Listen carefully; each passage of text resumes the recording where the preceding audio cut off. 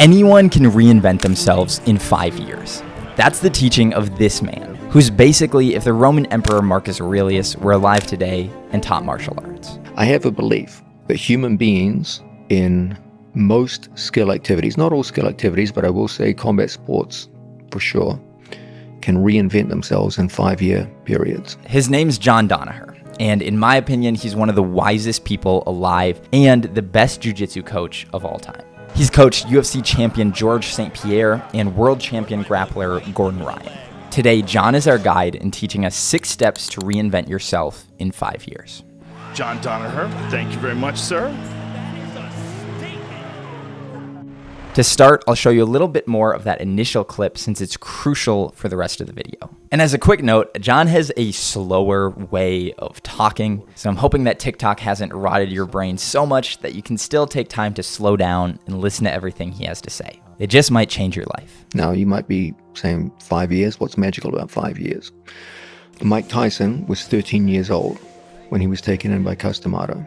By the age of 18, he was beating world-class boxers in the gym and had already made a strong name for himself in international boxing. He was already a known figure. It was 5 years. Yasuhiro Yamashita, the judo player. He goes on to give some examples of niche judo and jiu-jitsu athletes that you might not have heard of. So I'll drop some more well-known examples of people who have transformed their lives in roughly 5 years. So lesson 1 is that it is possible to reinvent yourself in a short period of time. Just like how when Roger Bannister broke the 4-minute mile, a bunch of other people did too because they now knew it was possible. Knowing that it's possible to reinvent yourself means you're more likely to. The next 5 lessons will break down more specifically how to do that. If you want to reinvent yourself, you probably want more confidence in some area. Maybe confidence that you can lose weight, or that you can get a girlfriend, or to say what you truly think, or even just the confidence to believe you'll do what you say you're going to do. And if you look up how to build confidence, you'll see people talking about repeating affirmations or faking it until you make it or visualization. John says something different. It's my belief that every mental aspect of competition, the most important of which will be confidence on stage, is a direct result of the accumulation of physical skills. People tend to see things like confidence as a mental state. It is, but it comes out of the performance of physical skills.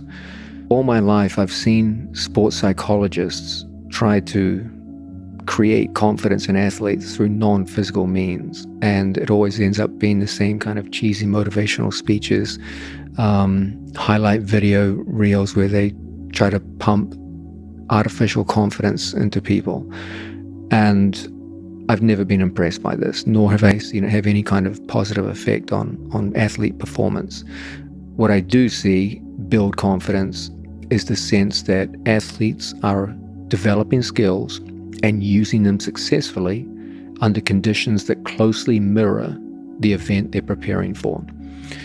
Once they get this down, that's where true confidence comes from. Confidence doesn't come from words. It comes from accumulated skills. It's not just him either. Here's what one of my favorite business teachers, Alex Hermosi, has to say about this subject. And if we think of confidence as the percentage likelihood of what we think is going to happen will happen as a predictive metric, then in order to be more confident, we want to have more proof that what we think will happen. And so the easiest way to do that is to do it a lot of times. And so it would be reasonable to say that you're confident that it will go the way you want because it has gone the way you've wanted so many times in a row before. To apply this to my own life, I use a 3-step framework. Step 1, what are the actions I need to take to improve in this area? Step 2, take the action. Step 3, notice that I took the action and got a certain result. For example, if I started going to the gym and then 2 weeks later, I increased my bench press by 10 pounds. And you guys know I love examples, so here's a bunch more areas where you might want to build confidence and the actions to take to do that. I'm going to show you a clip of Gordon Ryan, remember he's the GOAT of jiu-jitsu, telling a story about Danaher.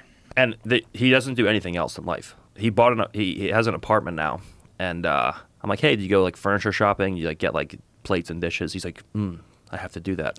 I'm like, we've been living here for a year, dude. I had to go to fucking Bed Bath & Beyond last week to pick him up plates, bowls, dishes. He like moves in. He's like, Gordon, what do you think about Wi-Fi?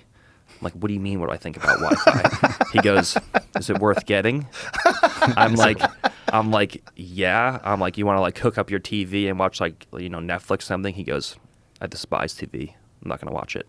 I'm like, okay. I'm like, well, like what if you want to have like your phone connected to the Wi-Fi so you can watch tape? He goes, I can just watch it with the 5G. It's free. I'm like, okay.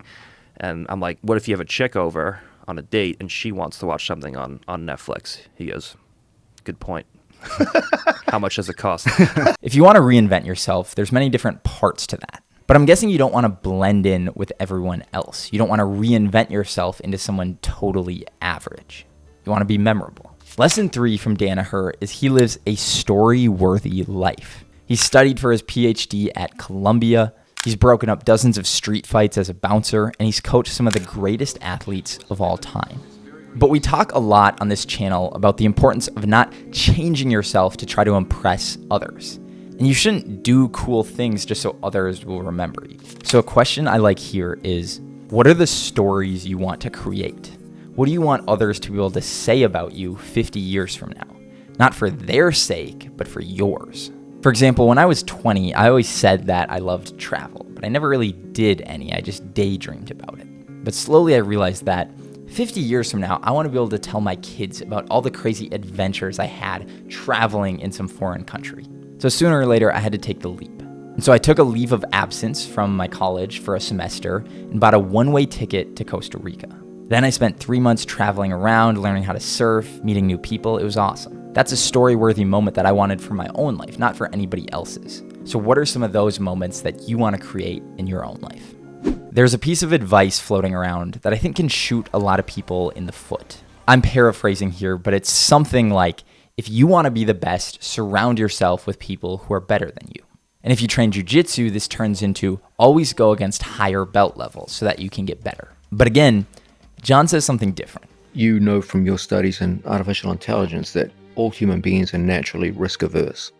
This is a bias which is deeply seated in all of us. When you have very similar skill levels, you're going to come back to what? The techniques that are most likely to get you a win. That number of techniques is usually pretty small. And if you're always battling with the same tough opponents every day, where if you make even a single error, it will cost you that match in sparring, and you don't like losing, you're going to stay with a very small set of moves. You might get slightly better at their execution over time, but you as an individual will not grow. Growth, as it does in organic life forms, comes from small beginnings and builds over time. You can't take an untested, untried move and get it on a world champion black belt. It's going to get crushed. So it's not ready for that. That's why I always encourage my students to play with a variety of belt types and spend the majority of their time with lesser belts. I've heard Jordan Peterson call this the zone of proximal development. Basically, too far in your comfort zone and you never grow. We've all heard about that one. But too far outside of your comfort zone and you get demoralized and give up. Or even if you don't give up, you stop taking the risks that would get you to the next level because you're so scared. Lesson 4 is when you're starting out, it can be helpful to find people at the same level as you or even worse than you to help build your confidence as you grow. To start off this next lesson, we need to go to David Goggins. It's so easy to be great nowadays, my friend, because most people are weak. Most people don't want to go to that extra mile. Most people don't want to find that extra because it sucks. It's miserable. It's lonely. I'm a huge fan of finding areas where everyone else is putting in the bare minimum. So if you put even a tiny bit of effort, you'll get ahead. When I first got into jiu-jitsu, I learned one of those ways from John. If you go in just saying, I'm going to roll around and see what happens, or I'll just follow what the instructor says, you'll get a certain amount out of each class, but it will never be what it could have been. Go in with a plan and enact it.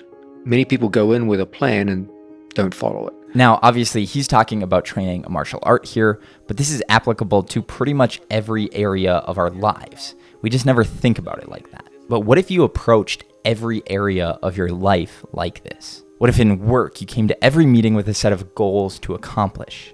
What if when you hung out with friends, you came with 3 interesting topics to talk about or stories to tell? What if you identified one area of weakness in your relationship and came up with ideas on how to fix it? And certainly there's something to be said for living in the moment and not always trying to get better at something, sure. But if you do want to get better at something, why not come up with a training plan to help you improve? Long ago, people talked about the idea of a Renaissance man, essentially someone who had many different interests and skills. People don't use that word as much anymore, but we still love people like James Bond, who can fight a man, pilot a boat, and seduce a woman all in the same day. John primarily focuses on jiu-jitsu, but he's incredibly knowledgeable about so many different things. You reference any fight or any wrestling match or any boxing match or jiu-jitsu match, like John will give you like a full background story on the whole. Like he knows everything, not even just about martial arts. He just knows everything about everything. He's like the closest thing to Google that you can get, in my opinion. So lesson 6 is become someone of many talents. You don't have to be an expert in all of them, but have a few side hobbies or interests that you can do outside of your main thing. It'll make you more interested and well-rounded, and will allow you to answer some of the most important questions ever posed to man. Who wins in a fight to the death? A grizzly bear, a silverback gorilla, and maybe a lion or a tiger? Because they get to also choke them out. It's very much in line with jiu-jitsu. Like lions are famous for using strangulation as their primary method of killing. They get a hold of the neck and hold it until the animal drops. So those are the lessons from John on how to reinvent yourself. I'll probably make another video about him at some point, so stay tuned for that. I'll see you next time.